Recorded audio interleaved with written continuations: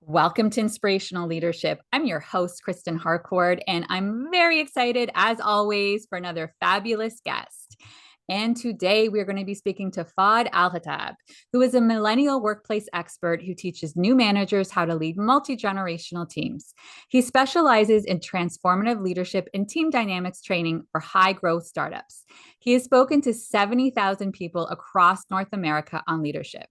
Through his 13 years of experience building successful teams, he's identified the tried and true ingredient that set high performing teams apart from competitors.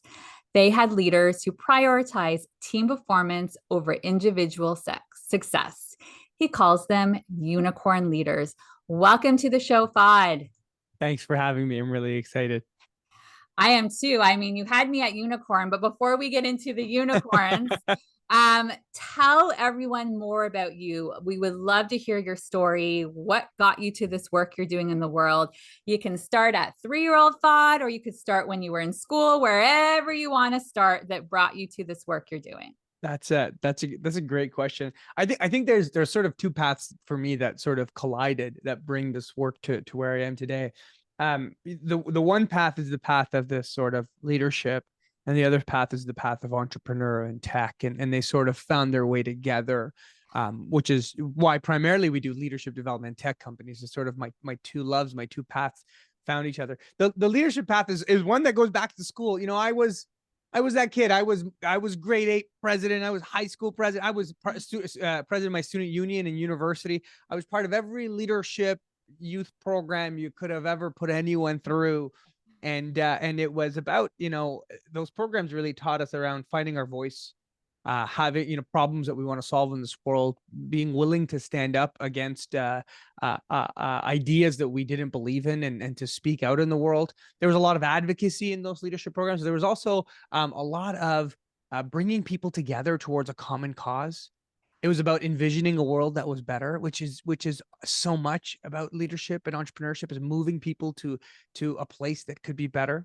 It was about understanding that fundamentally much of leadership is a choice. It was fundamentally we had to learn to lead from a position of volunteerism versus sort of an authority, which sometimes when you learn leadership as a manager, you sort of learn it with the baseline of I have authority over someone. You make all the mistakes of authority. And luckily, having been in a lot of leadership roles where people were just volunteering to be part of what we were doing, you sort of learn to really engage and influence and get people to believe in what you're doing. They can show up because there's no other reason they're showing up. You're not paying them. And on all that student leadership stuff, really developed who I am. And there's a story I often tell. When we were in high school, friends and I decided to start a March break camp for children in the community that we grew up in, and where we went to elementary school. And we had no idea what we were doing. We were 17 years old, and we're trying to put together a camp, and we're trying to rent the school, and we don't even know how to rent the school, and we've got to come up with some money, and we're trying to do car washes and bake sales, and there's every issue that we run into in trying to start our own thing. And it was the process of trying to start our own thing from a leadership perspective that eventually gets me into this sort of entrepreneurial piece. In university, I really get into technology, entrepreneurship, software products. I catch the bug, and leaving university, we developed this entrepreneurship center out of our university for student entrepreneurs. Yeah, yeah. And over 5 years, we have over 35 different startups that go through this incubator that we start. And we help them develop their business model and connect with mentors and raise money. And this whole time we're running this incubator, I'm learning so much about the tech industry. I'm involved in our own tech projects. Two tech companies that we start and utterly fail, fall flat on our face. But we raise a bunch of money, we build a team around it, and we use a lot of the skills that we learned from a leadership perspective, but now from a sort of technology building and team building perspective, was how do we assemble the right people to actually solve a problem in the tech space. And those two worlds eventually collide for me as I'm spending more time in tech. And I've got all this leadership background. I start developing leadership programs for young people, for high school students, and Mhm. for university students. And Mhm. we're part of a charity here in Ottawa called Youth Ottawa, and what we end up doing is redesigning the civics programs in Ontario. So civics class, fun fact, because Yes. most people who are in that industry, civics class, grade 10 civics class was one of the most failed classes in Ontario curriculum. Really? And like for a lot of us who are like super engaged citizens, we're like, that was a fun class. And you learn about government, learn about all this stuff. Totally. I liked it.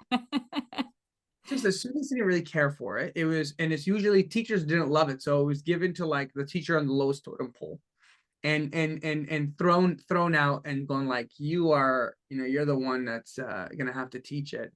And so we worked with the schools to redesign that curriculum, um, and essentially throw in a leadership facilitator for each one to make it more about civic engagement, what students wanted to do to make their school better. Nice. Versus learning about the government levels, it was about what does it mean to be an active citizen? Right. What does it mean to, and so these leadership programs that we did in high school and university eventually collided in the tech industry, where all my friends were founders of these different startups, and they started, they were growing their startups, they're growing their teams. They came to me like, Fahd, I'm really struggling with the team engagement. I'm struggling with these managers.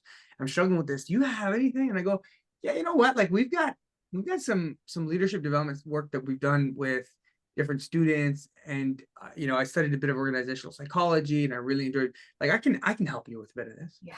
So the world sort of collided, and 9 years later of running Unicorn Labs, we've gone deep dive into organizational psychology and design, understanding what makes effective leaders and effective managers. We've both researched it and lived it. We've built our own teams. We've been managers. We've been founders, and our team now, works with hundreds of companies across North America on really trying to identify that shift.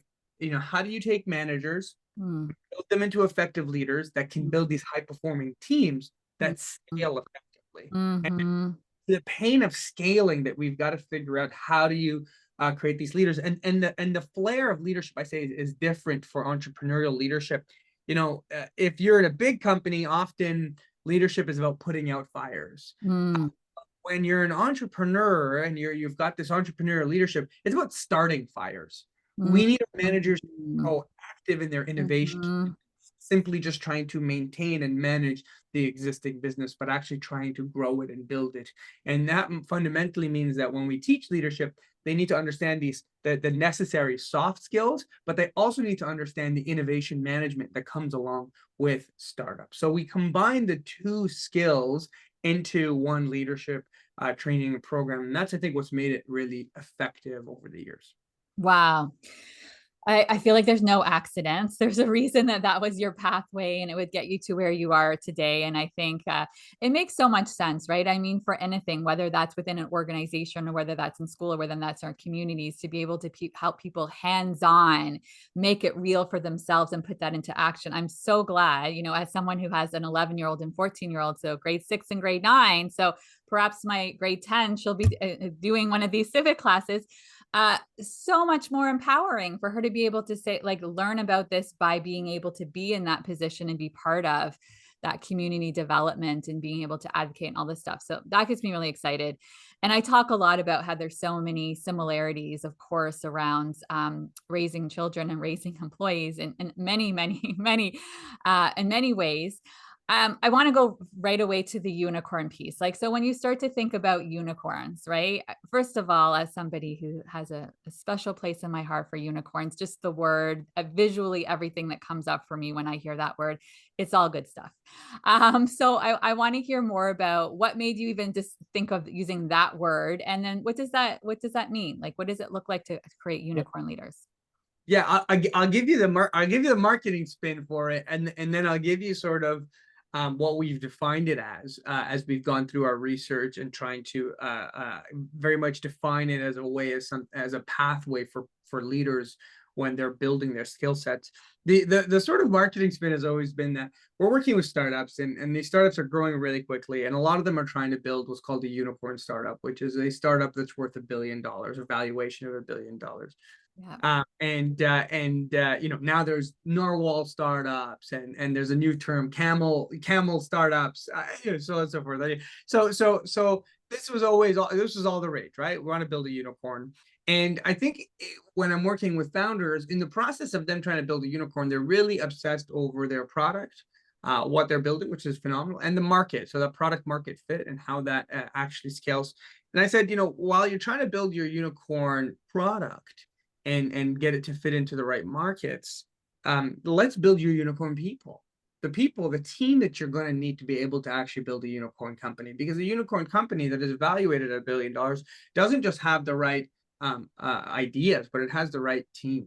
Yeah. And that's really where we sort of hung on to it. It was that, our target market of startups really loved it. Then we started, putting it out there in the world, talking about unicorn teams, and we want to build. And then some people who aren't particularly in that startup world will go, unicorns, I like that. What's that about? And so from a branding perspective, it became this sort of fun, playful way of either describing something very clear to the startup audience, which is, how do we build these unicorn leaders, unicorn teams, or a conversation starter. And eventually it led to this idea of, while a unicorn seems like this mystical creature that's very unique, there are, certain leaders that are so impactful and effective in organizations that they seem like these mystical creatures. They're just able to do certain things for teams that others aren't. And as we study them and as we look into it, we realize why they seem that way. And we sort of demystify the unicorn and say, here's the pathway you can actually become a unicorn leader and actually have these skills, because it's not a mythical creature, these leaders, but they are leaders that have certain attributes. And where the research took us is, if you go back, I think 1968, the seminal sort of research that came about trying to understand the impact of software engineers.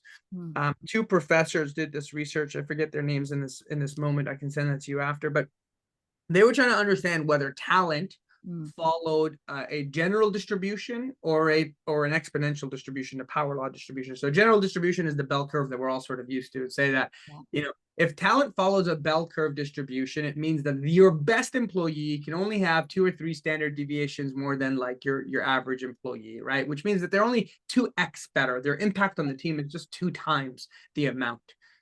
So when they did this study with the software engineers, what they were looking at is, on average, if you had 7 years of experience, same amount of experience in the same industry, was the impact significantly different between engineers? And how different was the impact on the team? And so they took a large sample size of software engineers in different tech companies. And what they saw is that even if you averaged out experience, there was as much as a 20-to-1 difference in certain talent. Is that certain software engineers could have a 20 times impact over the company and the product than others. And it had very little to do with age. They fixed again, like I said, they fixed the years of experience, but had very little to do with age. It had to do with certain skills, certain competencies, certain willingness to take on certain risks, and so on and so forth, certain behaviors that they saw. So a 20-to-1 ratio immediately tells you it's not a bell curve. It can't. It's impossible. Statistically, there is no, even on the outer edges of the bell curve. So it follows a power law distribution, which is an exponential distribution. And so we start to dig into this, and there's more and more work. Google operations team in Laszlo Bock in his book Work Rules publishes this also. He looks at, does talent follow a general distribution or a power law distribution?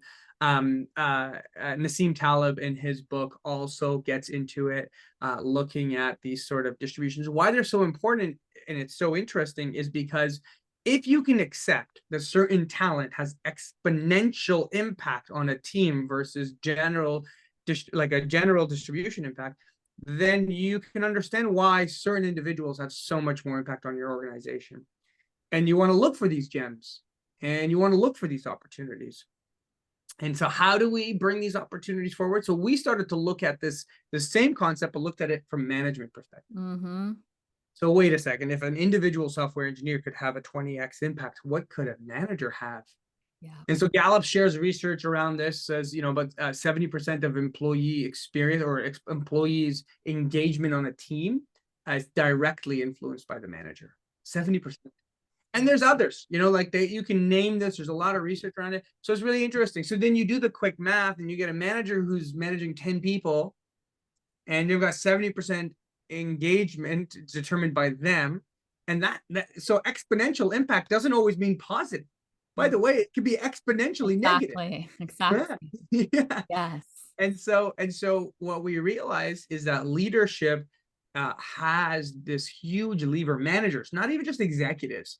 So like often we talk about leadership, people talk about the executives and the executive team and the C-suite. No, if you're an executive C-suite hearing this, I want you to hear about how impactful your like middle level managers are. They actually have far more people, their team members have far more affinity to them than you. Yeah. And they will, their performance is really relied on those, how good those managers are.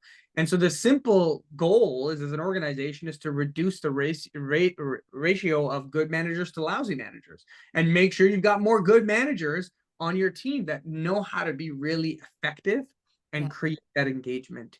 And so we've identified a number of characteristics that have made these really good managers, and that has allowed them to actually, we call them unicorn leaders. But the fundamental obsession is that the manager obsesses over team results versus individual results. They really build a team environment. And this is hard because the more hybrid we've become, the more individual contributors we've all become. Right. Versus creating a real team effort. And the reality is that some teams, we call them, some teams are 1 + 1 = 0. Where when you get together, you are less, you produce less than if you were just an individual. Right. Like actually worse off. We call those teams 1 + 1 = 0 teams. And it's interesting because they're toxic teams, and we've all been on them where it's like, I produce less when I'm on this team. Yes. So what happens is most of us go, okay, well, if I'm away from the team, I can produce equal to what I always had. Yeah. Which is that. Oh, I noticed that. Sorry, Kristen. Yeah, no problem. Wait a second. So Fahd, you were just at the place. We love technology, and you were just about to talk to us more about when it comes to those unicorn characteristics. What are those behaviors that we see in those leaders that tend to be really successful? Yeah.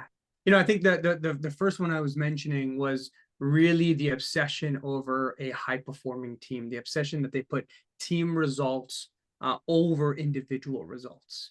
And so then we dug into that. We said, okay, if they are obsessing over team results, what are some of those interactions, team interactions, that they're looking for? One of the first things that they do is that they select team members with a high degree of self-accountability. So the first thing is, actually, it's funny. I say they almost get rid of management. Not exactly, but like they get rid of the like chasing that sometimes managers feel like they have to do, which is like, I'm just chasing the person to make sure they got done what they need to get done. And it's like, if that's your starting point, well, we're starting with a bed of incomplete pieces. There needs to be a high degree of self-accountability, because you do need to chase after your people, but let's make them better, to help push them, to help coach them. We're going to get into that.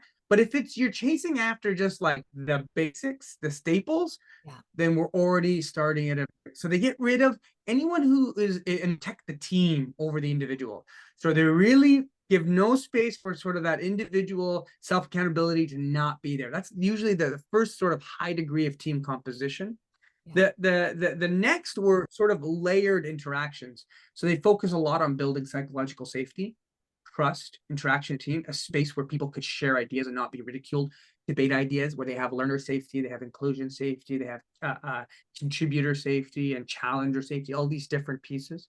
They create a high degree of empowerment, but they don't throw people into empowerment right away. So we know really big spectrum. They actually micromanage a ton in the beginning. And I sort of took me a while to understand this until I sort of came across one of John Wooden's stories. John Wooden is a phenomenal basketball coach, and one of the best. And if you're in basketball, you sort of recognize the name. But he won 10 state championships out of 12 years of his coaching, right? It's a phenomenal record. In the first practice of every one of his seasons, he would have all his players, some of the best players, reteach them how to put on their socks Mm. so that they wouldn't get blisters. Wow. And it was both a symbol of, I'm going to reteach you a lot of things. Yes. I want them done at our standard. Yes. And we're going to develop and we're going to move you through empowerment. So the really effective managers understood empowerment was a spectrum. And you started with a really, controlled environment. Some people will call it micromanagement. And I think that's inaccurate. It's extremely active management. If you stay there, it can feel like micromanagement. But Yeah. what it is, I'm going to teach you to trace before I teach you to draw. Mm. Teach you to trace the way we like to do it. You might have your own skills and your own flavor, and that's fine. You're going to be able to add your own flavor. But Yeah. once we get our fundamentals, and they move them from this controlled to managed to coached and then empowered spectrum, they move them through it, and they move them through it really effectively. So they're able to push decision making down to those who are closest to the information and create a decentralized decision making kind of process. Mm. Why? So they create higher velocity of decisions. So these high performing teams, these managers, they seem like they move so quickly. And when you look at it, it's like, oh, it's because the team is able to make decisions without having to run everything up. So they feel faster than everyone else because they have a higher velocity of decisions, and they're able to maintain a higher quality of decisions because of the psychological safety. Good psychological safety allows for good meetings and good debate at meetings, which makes good decisions. Mm-hmm. You have bad psychological safety, you're having bad meetings. Yeah. If you haven't, you're making bad decisions. Like Yeah. that. So we saw psychological safety, we saw empowerment. That then fed us into this really good, effective communication around productive conflict. They really embrace really good. They know how to have intellectual debate. Yeah. And it's this like fun, lively debate that is rigorous and nobody's getting hurt about it, but you're actually having ideas. The meritocracy of ideas are rising, and that is what made it. And they really removed the power dynamic. Mm. And that got us into the culture of sort of leadership that allow leadership to be fluid. And so really good managers actually don't hold their title too closely. Mm-hmm. They understand whether they need to be a follower. They understand when they pass on the leadership baton, they allow different team members to lead. And so really good teams they know where the hierarchy is, but the hierarchy sits only when we need to clean up certain things in the team that are not going well. But they really get to peer-to-peer accountability. Because when you remove part of the hierarchy, you create this really good peer-to-peer accountability. And then they create a really strong sense of purpose and meaning. They find ways to celebrate and recognize and appreciate team members by connecting them to the actual problem and the actual challenges, by bringing them to the customer, by bringing them to the client and seeing that. They don't often spend as much time doing team building events. What they do instead is they bring the team over to where the action is, and that itself is the team building event to kind of see it. They do these launch events, or and then the final piece, the sixth layer of it was that they have this vision, but the vision itself is uncovered by the team through time. A lot of people believe that the leader needs a very clear vision right away, and you need some direction. There is a feedback loop to it, but ultimately the teams that we studied that had the highest performing were teams that were able to uncover a vision collectively over a period of time. And so I like the analogy. I think Daniel Goleman uses it, but I like the analogy that visions are more like a fossil that you uncover over time and you dig it out, versus you go on the flip chart paper and you write out your vision on a boardroom table. Right.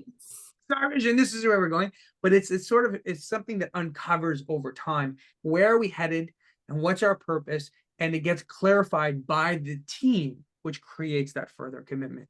So those were the sort of 6 pieces that we saw and that we've developed into a model that we call the 6 levels of high performing teams that these leaders focused on more than anything else. And these 6 areas that they sort of checked off, and not just checked off, they treated it like health, where it's like the continuous adjustment and improvement on these 6 different areas, and they're able to diagnose the team and tackle on the right piece at the right time.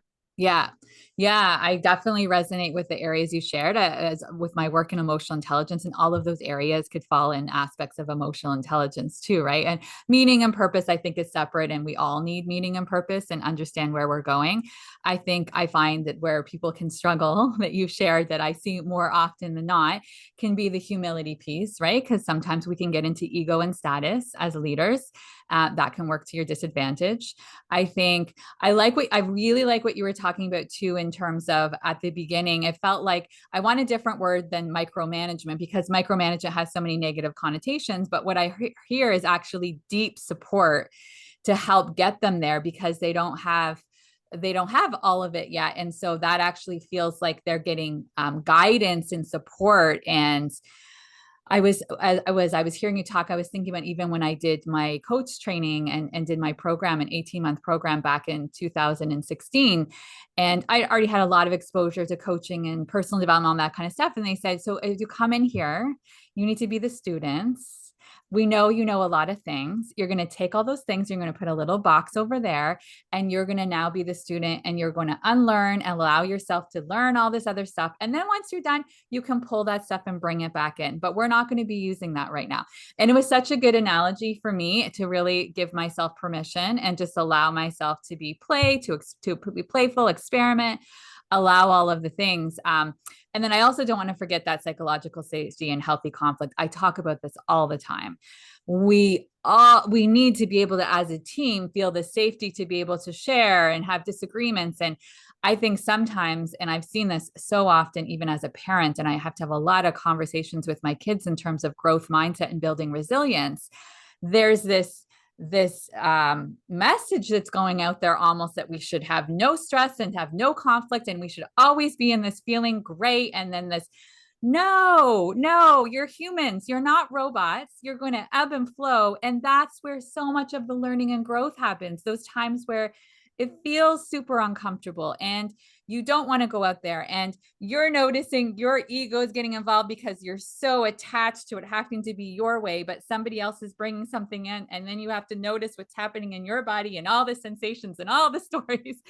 And then, to me, that's how you evolve as humans, not just in your workplaces, but in humanity and everywhere. Yeah, yeah, beautifully said. You know, we said that one of the core myths of teamwork is that people see high performing teams and all they see is the smoothness on top. Right. And it's like, you're missing a lot of the underbelly there. High performing teams, why they look smooth on the top, is that they've dealt with the core tensions on the bottom. And they've dealt with the hairy questions, we call them core tensions. They've dealt with the unsolvable tensions. So an example of an unsolvable tension is that there's always in a business that's growing really quickly and startup, there's always this tension between short-term return and long-term investment. Right. And a team that doesn't deal with where they want that core tension to sit, so there's always the tension of high performance and healthy well-being, right? And so, okay, we want to go, but we also need to sustain, right? Yes. There's there's a ton of different core tensions from an innovation, exploitation, or efficiency of a business, which is the exploitation, which is the efficient Mhm. capital. There's a core tension there. Yeah. And so really high performing teams are able to deal with the core tensions, but you can't deal with core tensions unless you've developed a skill Yeah. have difficult conversations. Right. To have the psychological safety to go, okay, there's competing interests here. Yeah. Product go this way, sales wants this way. Yeah. Neither can win and get what they want. There's got to be somewhere we figured it out. Yeah. And teams and leaders that avoid those conversations end up building teams that are 1+1=0, because nobody wants to really be part of that team. So they end up as individual contributors. Right. And they're not naming it. Sometimes just even naming it. This is what I notice is happening right now. And then the other thing, and I saw this too, as you were, I heard this as you were talking through the list, is you're also constantly recalibrating, right? Recognizing, ooh, I think I've gone a little more. I talk sometimes about circling forward, circling back, right? Ooh, I need to circle back a little bit here.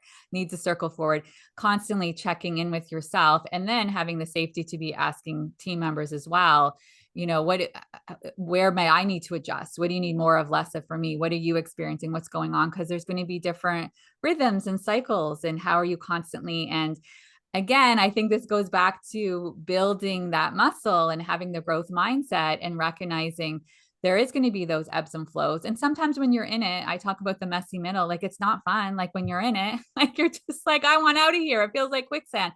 you do get there, you get to the other side, and then you realize, oh my gosh, how much I evolved and what just happened there. But there has to be a level of self-compassion, of grace, compassion and empathy for those around you. Like if we don't have all of those showing up in the background as well, you're not going to have that container that gives you the space to do Yeah. that. Yeah. It's interesting because there's another core tension, and you're sort of talking about it. So you're saying kind of circle backwards, circle forwards. I had one leader call it the pendulum swing, and we Mm, sort of kind of go through. And so, if you started as a manager that it was like super micromanaging, at one point you pendulum swing too much to empowerment, and you realize you're not giving enough instructions. So you're sort of you're trying to find your sort of space in the middle. And I think in that pendulum swing, what happens is that there's this, we call it, you need to connect in order to correct. You need to build psychological safety in order to have effective conflict that allows for coaching and development. So the connect to correct. Now, some of us have a personality that's way better at the connection. right. So we go, well, I built this really nice team environment, everyone's happy. But then if you have that natural personality, you sometimes struggle with the correction Yeah. to be able to coach and hold people accountable and have the difficult conversations. Yeah. Some of us, based on our personality styles, also really good at the correction. We Yeah. go, I know what people need to do, I know how they need to get it done and what they should improve. Yeah. But we struggle with the connection. And so we want people to change their behaviors, but they don't because they haven't connected with us. And they just get all of this barraging coaching that we think is coaching, but really is just sort of telling people what they're doing wrong. Yeah. We're sitting on this piece. And so I find people struggle with this sort of pendulum swing because the people on the correction side always tell the people on the connection side, don't be too friendly with your employees, because then if you're friends, you can't hold them accountable. Right. Right. Because the people who are on the connection side struggle with accountability. It's not that you shouldn't be friends, it's that you don't have the skill of accountability. And then the people on the connection side go to the correction people and they go, well, you need more compassion and kindness and emotions to engage and make sure that people want to be here. And so you get these sort of two ideological camps, but I don't think they're ideological camps. I think people are just falling back to what's easiest for them based on their personality because they haven't developed the other person's skill. Yes. Yeah. So we're talking 100% the same language. I talk about the goal is to integrate. So Mm. when you're integrating, you have the compassion and the empathy, and then you have the accountability and the assertiveness, and they're integrated, right? Because if we don't have that, then it starts to be not assertiveness on the, if we talk to the ones who are correcting, it starts to feel more aggressive and it feels like direct, but it feels like there isn't any care in the way that directness is being communicated. And then when we have the other side where it's like, oh, I feel for you. I don't want to give the constructive feedback, which is such a disservice to everyone, really, right? Because you're also, what I've noticed, and when there's a less of that constructive feedback, that leader isn't necessarily as comfortable also asking for constructive feedback for themselves. Right. Because they also, I want to have the connection. I don't want to necessarily hear. So I think the goal here is, what does that look like to integrate it? And of course, under stress, you default to what's going to feel most comfortable. Exactly. And especially as you've noted in your expertise, right? In an individual or in a team that's not as emotionally intelligent, we all default to under stress. Right? Under stress, what do we default to versus being able to sort of default to a skill we've developed or a framework we're using? We sort of go back to our, our inner children or our reactive selves, right? Which is a Yes. big part of the intentional leadership is that emotional intelligence. Can I pause my reaction? Can I pause before I react and think through how to actually react? Yes, yes. And also, like in this moment too, what are some of those tools that you're continuing to do to be able to take care of your nervous system where it is you're flooded, you are having a normal biological response where it's like, fight, flight, freeze, or even fawn, because like, I don't know what to do with this. What are you doing to make sure that you're regulated? I just see a lot of challenges around self-regulation, and that's a skill that we can all build. I've been doing it with the kids for many years at a younger age, so that hopefully by the time they get into adulthood, it's something that feels more natural. And I always like to acknowledge, like, hey, this isn't about making people feel bad about themselves. Nobody pulled you along when we were kids and didn't come and say, hey, by the way, you're going to have these emotions. It's going to feel really overwhelming. Here's how you self-regulate. Here's how you deal with all of that. But the beauty is it's a skill. It's a skill and we can all learn it. Definitely. Definitely. Mm. So tell me, I'd love to hear a little bit, and I'm sure the audience will. And because I think a lot of the things that you're talking about from a startup environment can be pulled to larger organizations, especially the innovation piece too, because I hear all the time, we want more innovation, we want more creativity. And I'm like, well, there needs to be psychological safety and space for failure to make mistakes.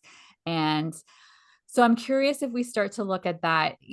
We definitely know in terms of the unicorn and what we want to see more of, but maybe from your perspective as well, for leaders listening to this, HR, it could be HR, they're trying to integrate this, they're trying to execute it within their organization, or it might be a CEO, or it might be just a leader that's like, I want to be able to do some of these things to improve as well. If I give you a magic wand and you get to use that magic wand, what would you like to see more of happening in organizations? Yeah, that's a great question. When it comes to innovation, I think one of the core pieces that folks need to understand is the sort of explore exploit continuum in business and in innovation. And Alex Osterwald is the one that sort of came up with this in their book, The Invincible Company.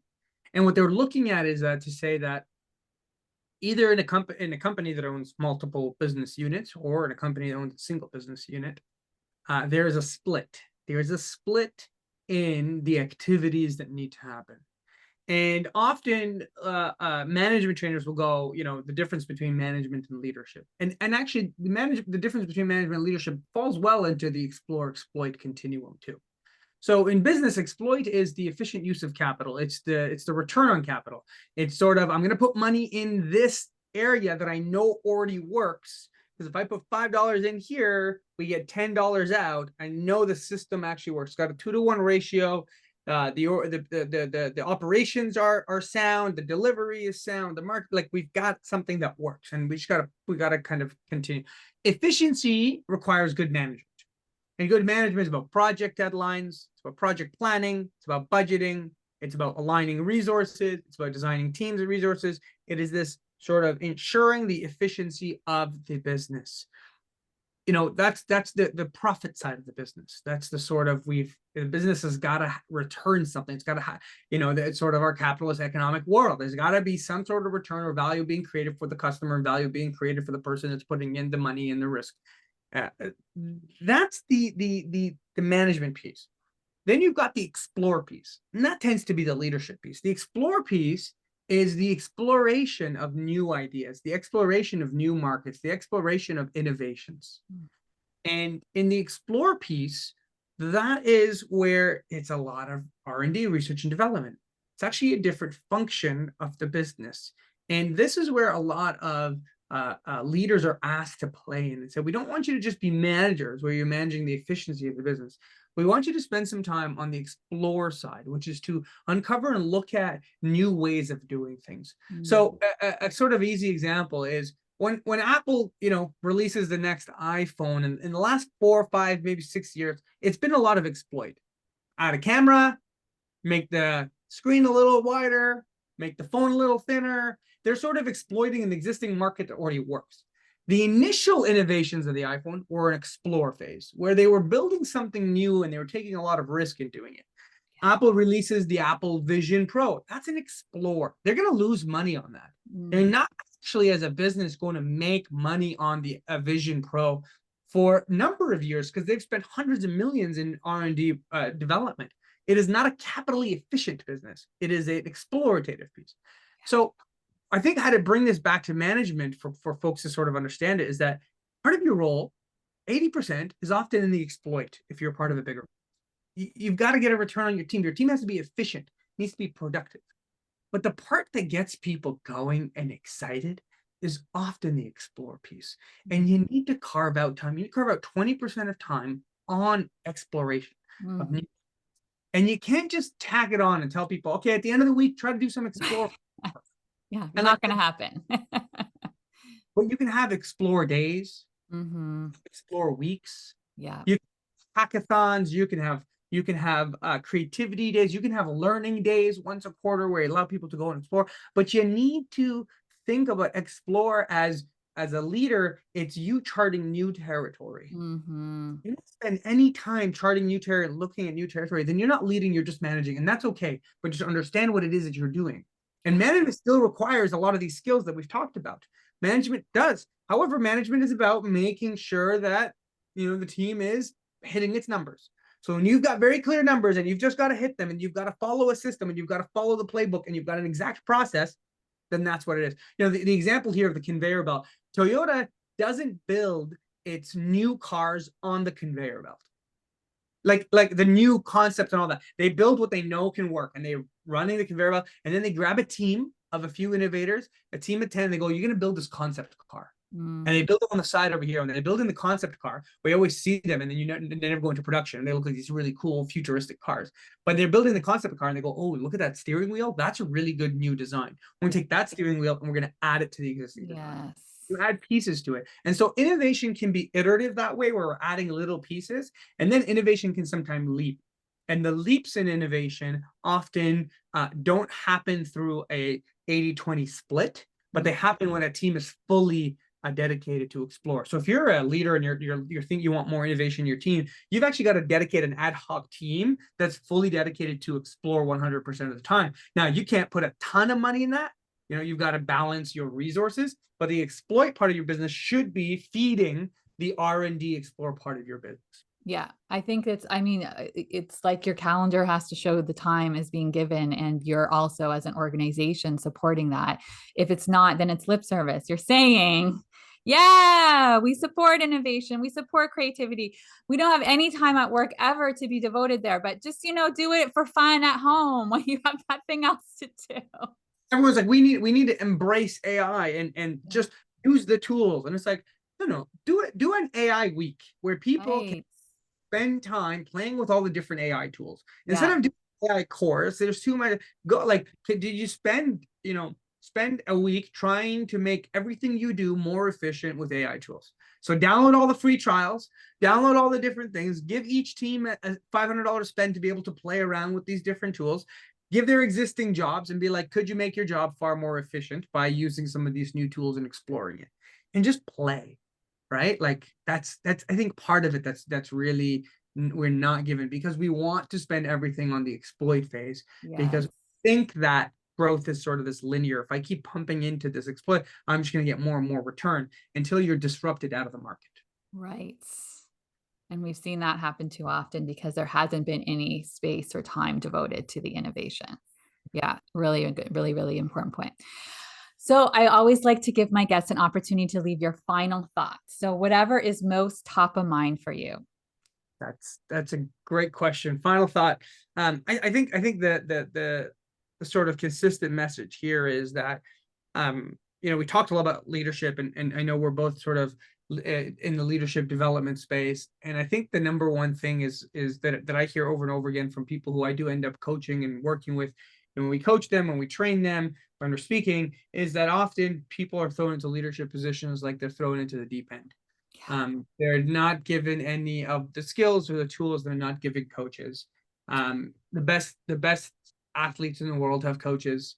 The most effective people have mentors. We've got to support your leadership teams. If you want your leadership teams to innovate, then you've got to support them in the day-to-day management so that they can create enough space. If you want your leadership teams to get more out of their team, then it's not about squeezing out pressure and squeezing out efficiency. It's about giving them the necessary tools to allow people to raise their standards and raise the performance of the team. And so I think just, do you have a team that's a 1 + 1 = 0, where they're performing less than they could be because of the people on the team? Or they're 1 + 1 = 2, where they're just a sum of their individuals? Or have they hit an exponential 1 + 1 = 3, where together they're actually able to be far more effective? And unless you're at that stage, then adding more people to the team isn't going to fix anything. Oh my gosh, I agree 1000% with what you're saying. Fahd, where can people learn more about you and the work that you're doing? You can unicornlabs.ca. You'll find we've got a lot of great resources. We've got a lot of playbooks. We've got our 6 levels of high performing teams ebook. We've got a performance management kit. We've got hiring toolkit. We've got a new managers a toolkit. If you're an HR professional and you want to build your own new manager training in-house, we've got a toolkit there for you. So unicornlabs.ca, we've got a lot of resources that you can pick on that are totally free, and some upgrades that you can pay for, and obviously connect with us. But that's where you find it. And then you can find me in all social medias. If you just Google my name or put it on any of the social medias. Luckily, it's a unique enough name that if you can figure out how to spell it, which I'm sure it'll be, you'll find it. Amazing. And I'll have all of that in the show notes. Thank you so much for being here today. Thank you for having me. And for everyone, if you enjoyed this episode, please share with others. Thanks so much for your reviews on Apple Podcasts and Spotify. And if you'd like to develop more confident and emotionally intelligent leaders in your organization, let's connect, and I can share more about my one-on-one coaching, transformational keynotes, and ongoing leadership training. Wherever you are in the world, good morning, good afternoon, good evening, sending tons of love. Bye-bye.